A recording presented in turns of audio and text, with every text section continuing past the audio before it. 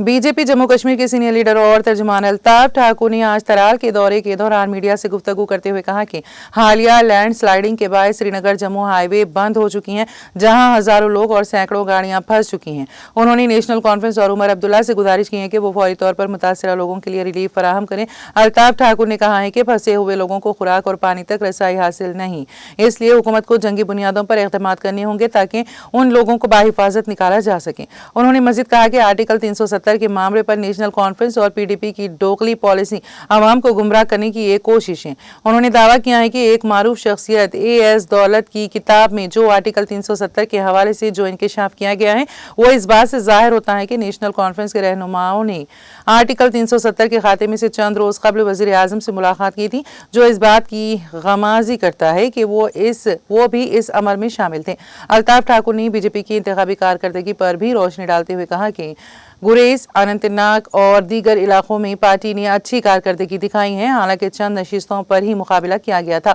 उन्होंने कहा कि आने वाले बल्दियाती और पंचायती इंतखाबात में बीजेपी भरपूर अंदाज से हिस्सा लेंगी और पार्टी मुकम्मल तौर पर तैयार है।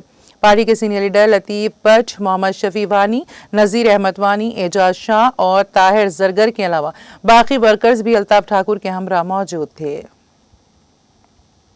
डिजास्टर की वजह से जम्मू श्रीनगर हाईवे उसमें जो लैंड स्लाइडिंग हुई या मुख्तलिफ तरीके से जो पैसा गिराई वो बंद है और अभी नियर फ्यूचर में नहीं लगता है कि उस तरह से वहाँ काम हो रही है कि एक दो दिन में खुल जाएगी।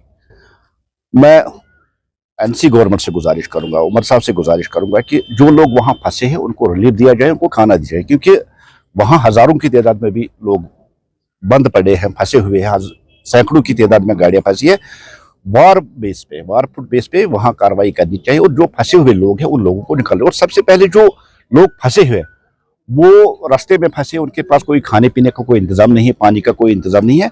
गवर्नमेंट को चाहिए कि एक ऐसा इनिशिएटिव ले ले, एक तेज स्विफ्ट एक्शन के जरिए वहां लोगों को निकाल दिया जाए और वहां जो फंसे हैं उनकी सहूलियत के लिए वहां लंगर खोला जाए, ताकि उनको वहां जो खाने पीने की जो प्रॉब्लम है वो सॉल्व हो जाए। और यही हम उम्मीद करते हैं कि गवर्नमेंट इनिशिएटिव लेके जम्मू श्रीनगर हाईवे को जल्द से जल्द खोलने में अपना रोल अदा करेगी। तो ये नेशनल कॉन्फ्रेंस हो, पीडीपी हो, 370 तोड़ने की ये वकालत करते हैं, लेकिन पब्लिकली लोगों को गुमराह करने के लिए, लोगों को धोखा देने के लिए ये 370 के हक में आते हैं। और जैसे आपने देखा कि एक दौलत साहब वो बड़ा एक स्ट्रक्चर है और ऐसे स्ट्रक्चर के लोग कभी झूठ नहीं बोलते। जो उन्होंने अपनी किताब में कहा कि नेशनल कॉन्फ्रेंस ने हिमायत की है 370 खत्म करने के लिए, और आप देखते हैं और दुनिया जानती है, उससे 3 दिन पहले जब 370 खत्म किया गया, 3 दिन पहले हसनान मसूदी साहब, डॉक्टर फारूक साहब और उमर साहब पीएम साहब से मिले थे और वहां यही बात हुई। और हम ये मानते हैं, क्योंकि दौलत साहब ने भी जो अपनी किताब में जिक्र किया है, नेशनल कॉन्फ्रेंस बराबर की शरीक है 370 को खत्म करने के लिए। लेकिन अब कश्मीरी लोगों को जिस तरह से 70 साल से वो धोखा दे रहे, करने और कथनी में उनकी फर्क है, आज भी उन्होंने वही किया। लेकिन नेशनल कॉन्फ्रेंस बराबर शरीक है, जिस तरह से भारतीय जनता पार्टी का एक स्टैंड रहा है कि हम 370 खत्म करें और हमने 370 खत्म किया। लेकिन नेशनल कॉन्फ्रेंस के पास डबल स्टैंड है, वो 370 खत्म करने के लिए प्राइवेटली सपोर्ट करते हैं, लेकिन पब्लिक ही कश्मीर में आकर वो कहते हैं कि 370 वापस आए, वो मर चुका है, खत्म हो चुका है। और उस मरे मुर्दे को कफन पहनाने में नेशनल कॉन्फ्रेंस का भी बहुत बड़ा रोल है।